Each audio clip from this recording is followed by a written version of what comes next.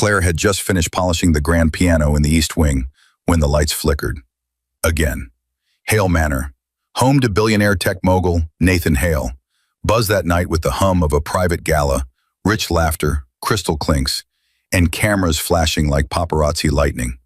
But in the servants' wing, the silence felt heavier than usual. She stepped into the hallway, instinct prickling. The air smelled wrong. Then came the scream, high, sharp, and small. Claire bolted before her brain could catch up. It was Leo, the heir no one saw tonight because the nanny called out sick. Claire had volunteered to watch him. She thought he'd been asleep, but now smoke was leaking from the cracks of the boy's bedroom. No, no, no, no. She ripped off her apron, kicked the door open, and flames greeted her like monsters. Claire didn't think. She ran in, pulled him into her arms. Fire danced across the curtains. The heat roared. Behind them, the hallway collapsed. No way out, except the window. She didn't have a choice. Claire jumped. Claire crashed through the hedges behind the mansion, clutching Leo as broken glass tore at her skin. Her legs buckled on impact, but she rolled, shielding the boy. She didn't scream. She couldn't. Leo whimpered. The night air was thick with smoke and sirens now. Fire engines screeched down the private road, lights flickering across marble statues and stunned party guests. Claire tried to stand, but her ankle throbbed. She winced, dragging herself upright. The mansion blazed behind her. Flames shot through the second floor, but instead of rushing toward her, the guests stared. Whispers filled the mansion. Is that the maid? Why was she with the boy? Why is she running from the house? Nathan Hale stood at the front steps, wine glass still in hand, pale and motionless. His son, in the maid's arms. Claire limped forward. He was in the room. The fire. But no one listened. Nathan's head turned slowly. Where was security? Someone yelled. Another voice. She's been acting strange lately. A woman snapped a photo. Claire's breath caught. The flash burned worse than the fire. Claire sat on the curb, wrapped in a scratchy blanket. Her hands shook, not from the cold, but from the way everyone looked at her. Like she was the fire. Paramedics came and checked Leo. Behind her, reporters were already gathering outside the estate gates. Drones buzzed overhead. A fire marshal spoke in low tones to Nathan Hale, who hadn't approached her once. Then came the officer. Claire Miller? She turned. Yes. You're being brought in for questioning regarding the origin of the fire. What? No. I pulled him out. I saved him. He didn't blink. We're told you were alone with the child, no witnesses, and a lighter was found under the bed. Claire froze. A what? I don't smoke. I don't even own one. Nathan stepped closer now, voice ice cold. My son could have died. But He looked at her like she was nothing. If anything happens to Leo, it's on you. The officer took her arm. Leo screamed. And that's when the cameras started rolling. The headline hit in under an hour. Billionaire's maid accused in mansion fire, child nearly killed. Claire watched it from the backseat of the patrol car, her wrists still trembling from the cuffs. Her photo, smoke-streaked, eyes wide, her torn dress was everywhere. No mention of the fact she had carried Leo out alive. No mention of the broken window, just her name and the fire. She was trending. Comment sections burned worse than the blaze. Gold digger drama? She wanted attention. She probably hated her job. Nathan hadn't spoken to her. He hadn't even asked how she got Leo out. At the station, Claire sat across from two detectives. One played good cop, the other dropped photos, burnt mattress, scorched toys, and a lighter. I didn't do this, she said softly. The detective leaned in. Then how did that get there? Claire blinked. I don't know. She swallowed hard. Check the cameras. There were no cameras in the children's wing. You'd know that, wouldn't you? Claire felt her heart sink. They didn't want truth. They wanted a story. Outside the station, Leo cried for her, but no one listened to a 5-year-old. They listened to headlines. Claire sat alone in the holding room. Hours passed. Her burns stung. Smoke still lingered in her hair. No one offered water. No one asked if she was okay. The door opened. It wasn't a lawyer. It was Natalie, Nathan Hale's assistant. Always immaculately dressed, always watching. Claire sat up. Leo, is he? He's fine, Natalie said coldly, But you won't be seeing him again. Claire's voice cracked. You know I didn't start that fire. Natalie's eyes narrowed. Do I? Claire blinked. You've known me for 2 years. I've known you as a maid. Now you're a liability. Claire's stomach dropped. Natalie slid a white envelope across the table. Take this. It's a severance package and NDA. Sign it, walk away quietly. Or? Claire stared. Or what? Natalie leaned in. Or this story gets worse for you. Sabotage, endangerment, maybe even attempted murder. Claire stood, furious. You're protecting someone. Natalie smiled, but it didn't reach her eyes. I'm protecting the company. The door opened again. 2 officers waited. Natalie turned to leave, but paused. You were a good maid, Claire. You should have stayed one. The door slammed shut. Claire was alone again, and outside her name was burning. 3 days passed. No charges were officially filed yet, but Claire couldn't go home. Her face was everywhere.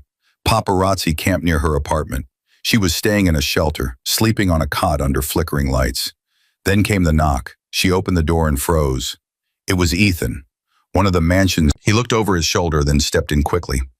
I don't have long, he said, but I saw something. Claire's heart raced. What? That night, before the fire, I was in the south hallway. I saw someone come out of Leo's room. Claire held her breath. A man, not staff, wearing black. I thought he was one of the guests sneaking around. I didn't think much of it, but then the alarm started. Did you tell anyone? Ethan looked ashamed. I tried, but Natalie shut me down, told me it was being handled, that I'd lose my job if I made noise. Claire gripped the edge of the cot. Why are you telling me now? He looked at her with guilt in his eyes. Because I know you didn't do it. Claire didn't sleep that night. Ethan's words echoed over and over. A man, not staff, wearing black. Someone had been in Leo's room. Someone who shouldn't have been. And someone was covering it up. She stared at the NDA Natalie had left behind, untouched. Blood still stained her cuff. She folded the document, slipped it into her bag, and walked out. Not to the police, not yet, to someone worse. Claire walked straight into the office of Marla Crenshaw, a vicious celebrity blogger known for breaking scandals and burying careers. You've got 5 minutes, Marla said, eyeing her like prey. I have a story. Marla's brows lifted. They say you lit a billionaire's house on fire. Claire slid a flash drive across the desk. Security cam, south hallway, unused footage. Ethan gave it to me. Marla snatched it, inserted, watched, then froze. On screen, a man in a black suit stepping out of Leo's room. Then flames, smoke, panic. Marla leaned forward, grinning. Oh, honey, she whispered. You just set fire to the truth. Claire's voice was steel. I want the world to see it. By sunrise, the footage had already hit 2.3 million views. Marla Crenshaw posted it with a brutal caption. The maid they blamed, the man they ignored. Hashtag Justice for Claire was trending globally by noon. Claire sat in the cafe across from the police station, watching it all unfold on a cracked phone screen. Comments poured in. She saved that child and they turned on her? Fire him, find him. She deserves an apology. Natalie knew, bet on it. Within hours, Nathan Hale's PR team scrambled. They issued a brief, generic statement. We are reviewing new information regarding the recent incident at Hale Manor. But it wasn't enough. News vans surrounded the mansion. Reporters shouted questions as Nathan stepped into his car. Mr. Hale, did your security staff suppress evidence? Why didn't you defend the maid who saved your son? Nathan looked shaken for the first time. Inside the shelter, Claire finally smiled for the first time in days.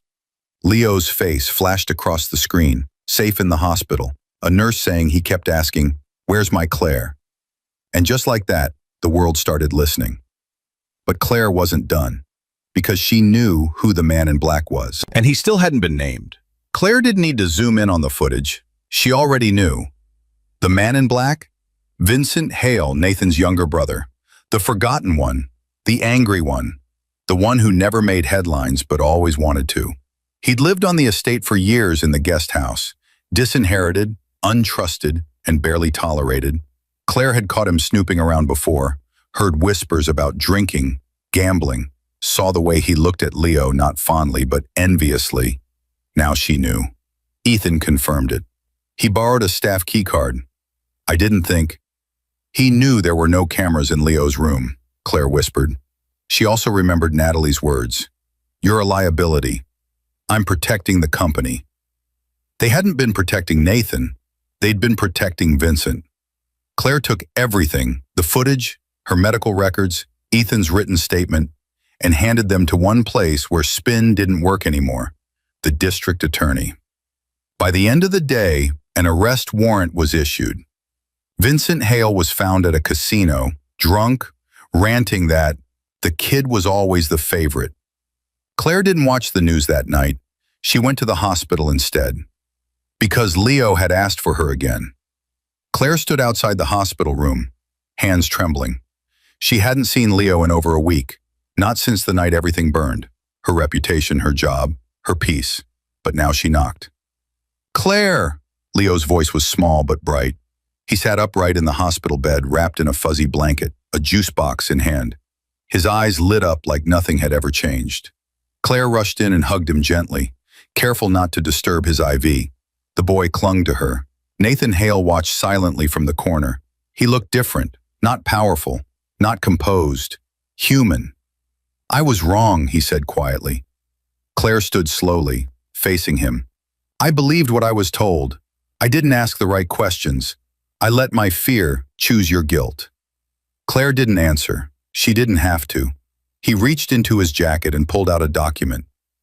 This is a letter of public apology, signed, and a settlement. But more importantly, he looked at Leo, then her. If you're willing, I'd like you to stay in Leo's life, as his nanny or something more. Claire looked down at Leo. His hand reached for hers, and this time, no one pulled them apart. The moral lesson of this story is, never judge someone by the story told about them, especially when they were the only one brave enough to act.